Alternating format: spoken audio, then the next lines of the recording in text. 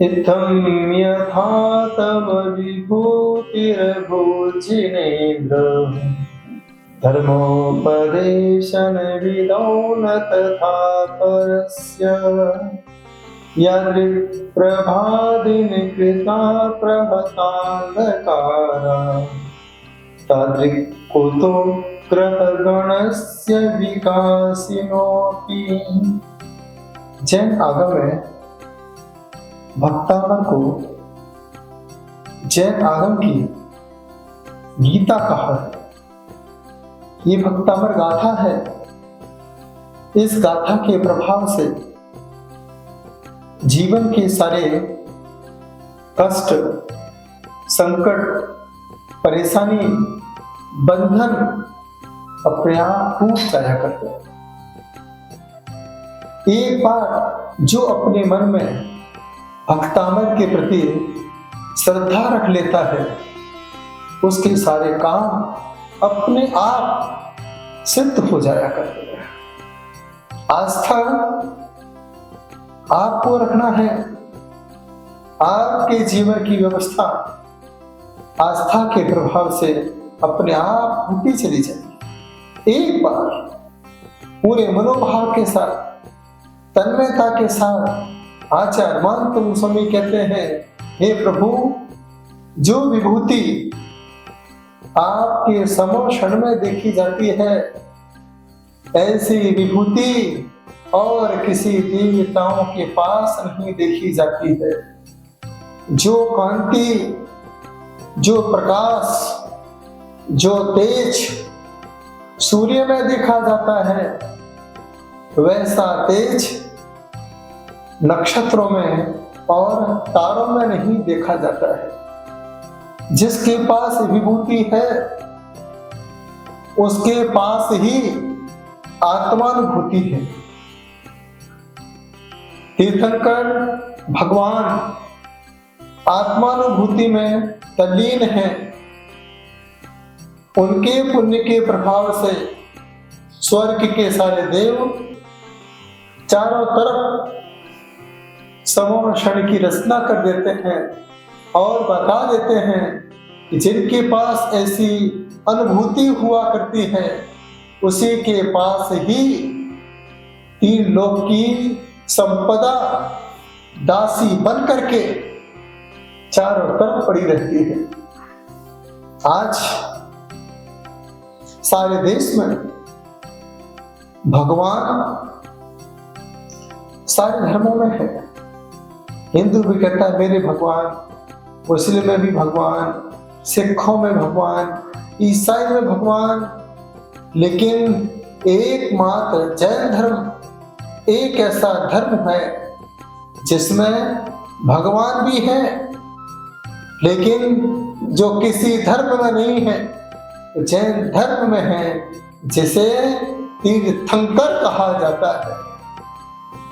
तीर्थंकर एकमात्र आपको जैन धर्म में ही सुनने को मिलते हैं, जो धर्म तीर्थ का संचालन करते हैं, जो 5 कन्नड़कों से सुसज्जित हैं। तीर्थम करोति तीर्थंकरा, जो धर्म तीर्थ का प्रवर्तन करते हैं, जिनके कल्याण के माध्यम से जगत के सभी जीवों का कल्याण हो जाया करता है, उसे हम तीर्थंकर कहा करते हैं। पंचम काल है, तीर्थंकर तो नहीं मिलेंगे, तीर्थंकर के दर्शन तो नहीं होंगे साक्षात, लेकिन हम इतने पुण्यात्मा जीव हैं कि इस पंचम काल में हमें तीर्थों के दर्शन हो रहे हैं। नए नए तीर्थों से आप जुड़ रहे हैं। जैसे पूना के पास कोई तीर्थ नहीं था, लेकिन आज पूना के पास पुण्य कमाने के लिए, पुनः भगवान की भक्ति में आने के लिए एक तीर्थ बना है, जिसका नाम है भक्तामर तीर्थ। एक ऐसा तीर्थ जो आपके अंदर भक्ति पैदा करेगा, आपके अंदर आस्था पैदा करेगा, और यही आस्था आपके जीवन की हर प्रकार की व्यवस्थाओं की पूर्ति करेगा। समर्पण जहां होगा वहीं स्वर्ग की संपत्तियां आपके समक्ष अर्पित हो जाएगी, आपके जीवन की सारी इच्छाओं की पूर्ति होगी। एक बार आपका समर्पण जनागम की तरफ होना चाहिए। सारे धर्म में जैन धर्म को ही सर्वोपरि माना गया है। जैन धर्म के प्रति सभी धर्मों की आस्था है, चाहे हिंदू धर्म हो, वह जैनों के भगवान को ही पूज करके अपने जीवन में चमत्कार को बढ़ाता है। चाहे तिरुपति बालाजी हो, वहाँ किसके भगवान हैं आप सभी जानते हैं। केसरियानाथ हो, वहाँ किसके भगवान हैं आप सभी जानते हैं। बद्रीनाथ हो, वहाँ किसके भगवान हैं सभी जानते हैं। पावागढ़ हो गुजरात में, सभी जानते हैं वहाँ किसके भगवान हैं। उनके जीवन में कौन से भगवान से, तीर्थंकर से चमत्कार हो रहा है।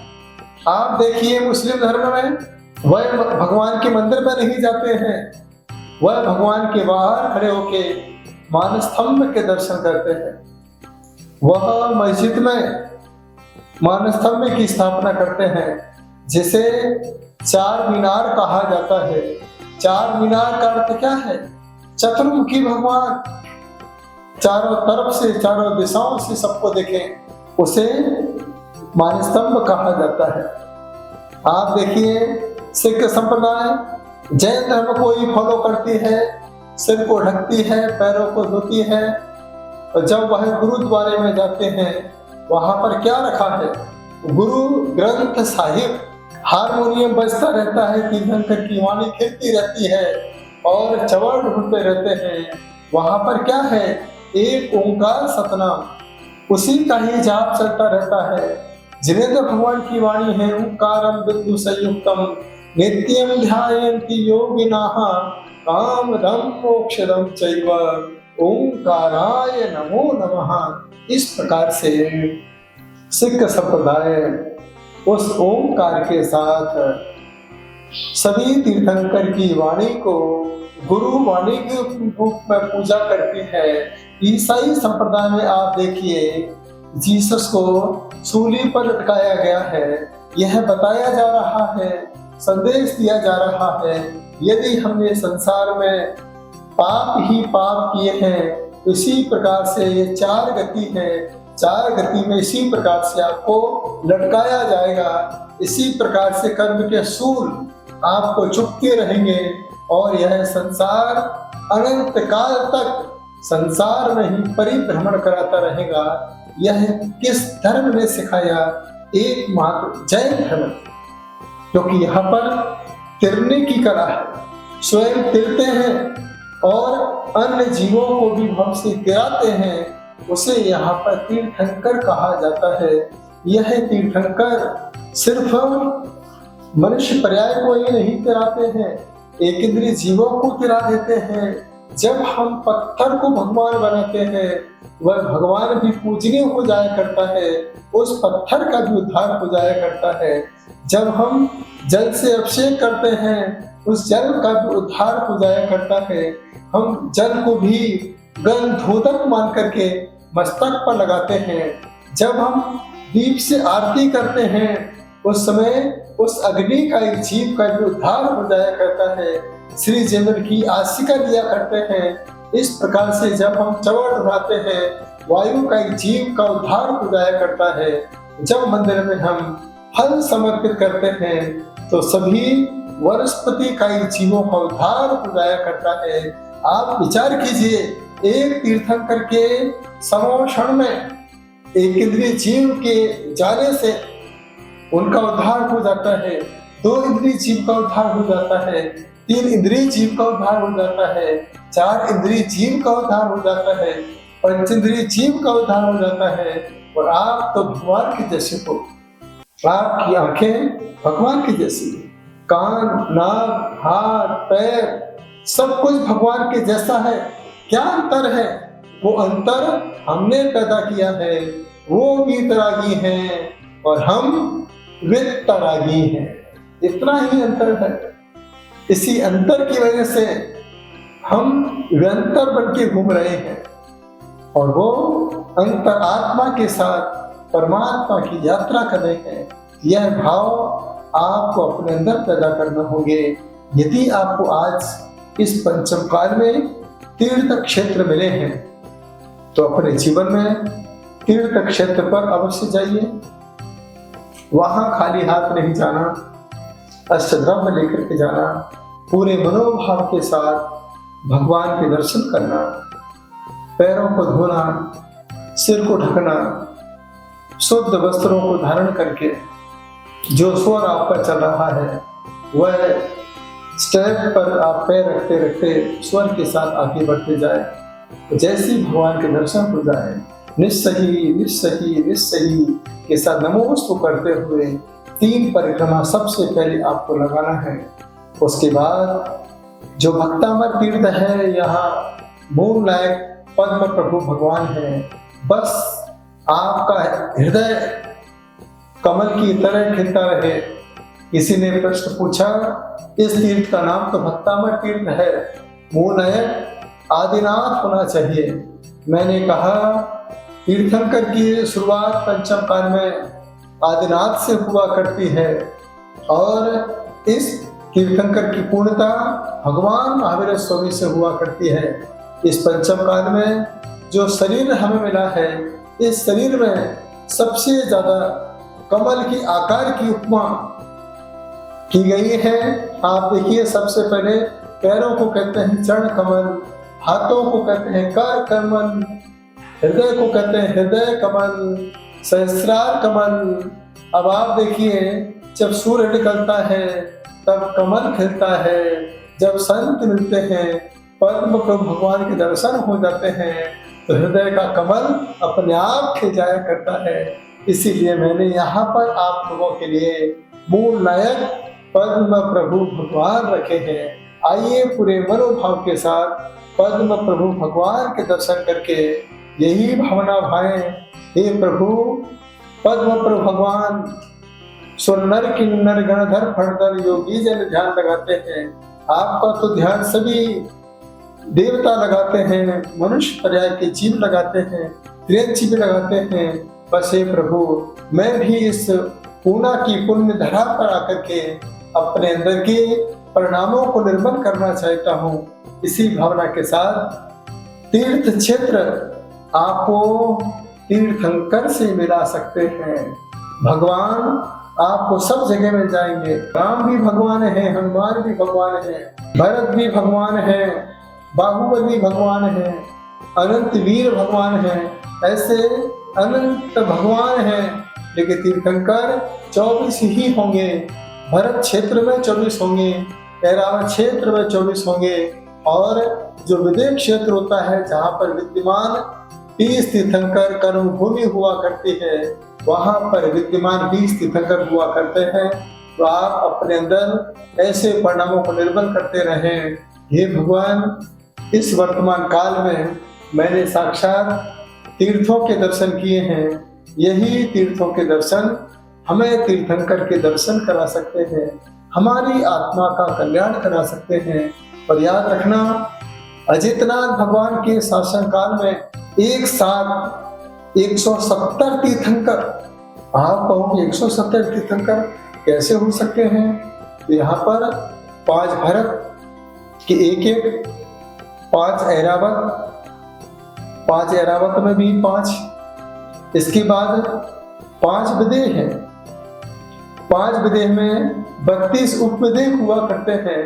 32 का यदि हम गुणा 5 में करते हैं 160 हो जाता है। तो 5 भरत और 5 ऐरावत को जोड़ देते हैं, 170 तीर्थंकर अजितनाथ भगवान के शासन काल में देखे गए।